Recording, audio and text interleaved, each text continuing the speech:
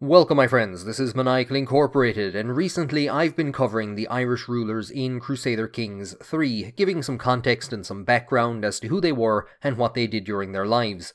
In my last video on Leinster, there was one king outside of the start dates that I really wanted to cover, but I had to cut him out to prevent the video from going on too long. However, using the Fallen Eagle mod, we can take a look at this interesting ruler who was also a loving father.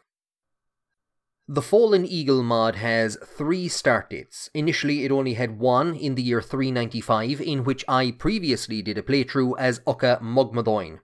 Ucha was the father of Niall na Nine Gulach, the famous Niall of the 9 hostages, and in the video on Leinster I said that Niall was killed by the son of Aine Hinshelach in the early to mid 400s. This would make Ucha and Aine contemporaries, and in the 395 start we would therefore expect to see Aine as King of Leinster. Instead, we find Cathair Mór. Who the hell is this? Well, this is the result of the devs pulling directly from the Kings of Leinster page on Wikipedia, which is an utter mess. I might cover just how bad of a job Wikipedia does at representing Irish history in some later videos, but here I wouldn't blame the devs. They're doing this as a hobby, and the devs are mainly concerned with the Roman Empire, which they have done a fantastic job on. This isn't like Paradox, with all of its funding, sticking the wrong ruler in the 1066 start, and then making him the basis of the tutorial. So who exactly is this Cathair Mór? He is actually Aine Hinshelach's great-great-grandfather, and would have ruled Leinster sometime in the early 2nd century. The Leabhar Gavála Éireann, the Book of Invasions, ranks him as High King of Ireland, and he is better known to history as Cathair Mór, Cathair the Great.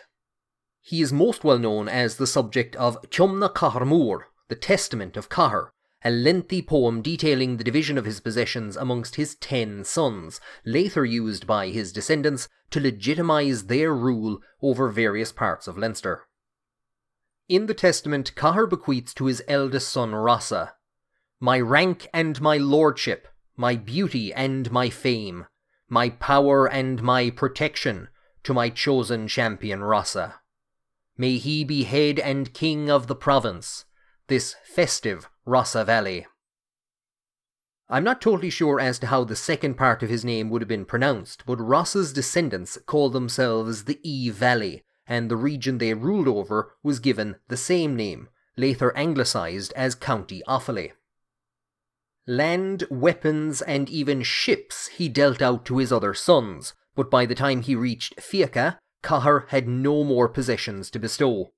The young Fiacha was devastated and wept, but Cathair urged him to spend a month with each of his elder brothers, and then to spend 7 years with Rossa, so that he may one day aspire to the kingship of Leinster.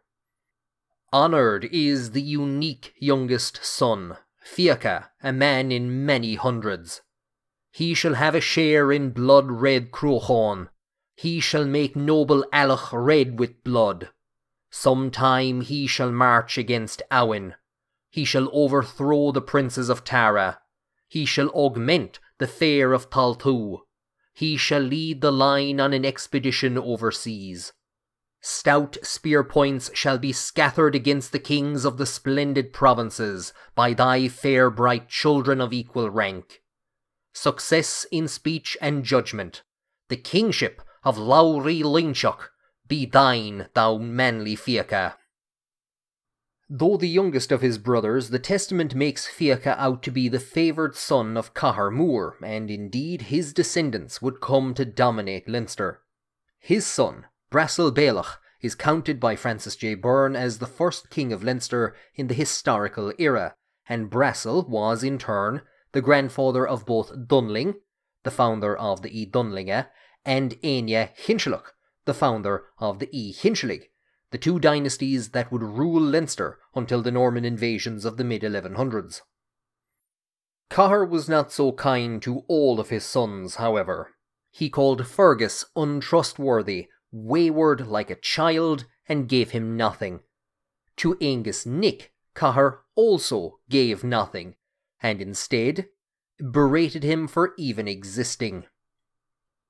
I, Cathair the Valiant, head of Ireland of the wide valleys, slept in the same dwelling, I and honoured Enya, one Monday night when drunk, so that we made a tryst in the dark. Of our begetting it was no choice fruit, a son who was not fit to live long, a disgrace that is worthy of death. It were a pity that he should have long life, for Nick will be no champion. Well now, that's a bit harsh. Angus's name is rather unusual. Nick means daughter and is the female equivalent of Mock in Irish surnames. Clearly there's something odd about Angus Nick's mother, Enya, that causes Cathair such revulsion for the child born of their drunken tryst, and that's because Enya was Cathair's daughter. That must have been some night of drinking. In other tales, Enya would marry Cormac Mac Art, grandson of Concaith Cathach and ancestor of the Aenale, and these tales may have been used to justify the usurpation of the kingship of Tara by the Aenale from the line. First written down in the 700s, the Testament of Cathair Mór may have been a counter to this Aenale propaganda, and was likely used by various dynastic groups in Leinster to legitimise their rule. Or perhaps it is just an ancient Gaelic warning, issued down through the ages, not to get too drunk at family gatherings.